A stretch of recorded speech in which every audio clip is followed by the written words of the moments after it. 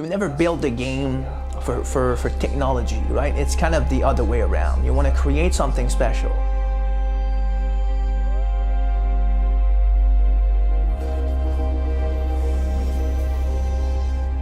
Aiden Pierce has been raised since he was young in Chicago. He's not born there. Like, the backstory is something we're gonna tell more about in the future. But what I can tell you is he's a guy who grew a bit with crime. You know, like stuff like stolen credit cards and hacking bank accounts.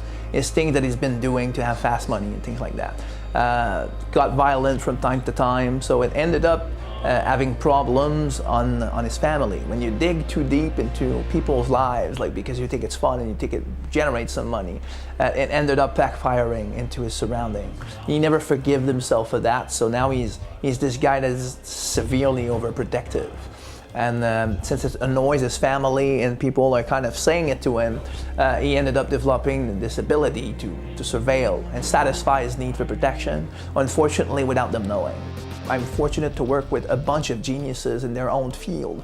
If you want to create something special and keep those guys to make a great game, you need to challenge them every single day. You need to bring them something that will challenge their intelligence, and that's not easy to do all the time. So that way, when the PS4, the next-gen stuff show up, it's a continuity of that process. People just want to, step up and say, bring it on, we're gonna make it happen, because they're already in that crazy state of mind of surpassing themselves, and they feel like everything they do, everything they think, and their quality as persons, they feel that they are free to bring those things with them and bring to the table.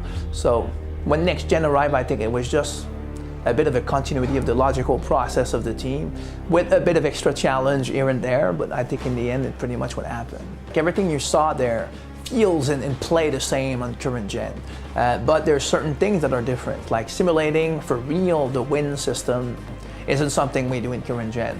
The density of the world is treated differently.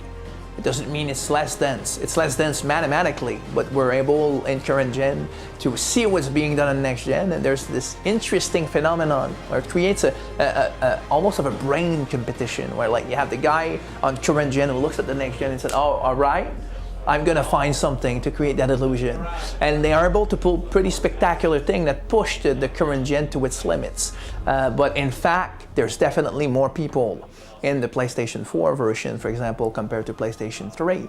So that's more along those lines, but the core experience, since we never created this game for technology, remains the same. It's not because you see a new possibility that you need to change the soul of your game for it. When you get into scenarios like mugging and things like that, you can interfere, not interfere, everything is simulated, and every personality is generated in consequence with those scenarios. And you can never repeat those combinations twice, it's impossible. When you make a game, you try to make it complete. Then afterwards, the reality is when that game reached completeness, it's not complete anymore because you have thousands of ideas on how you can make it grow again. So if you talk about stuff like DLC, there's always possibilities. There's always someone somewhere in the team that's going to end up saying, oh my God, I wish we could do that, that would be awesome. And so that's more those kind of thing we'll do. But when those things comes, if they come, there will definitely be an addition to the experience and not more of the same. That we're not interested in.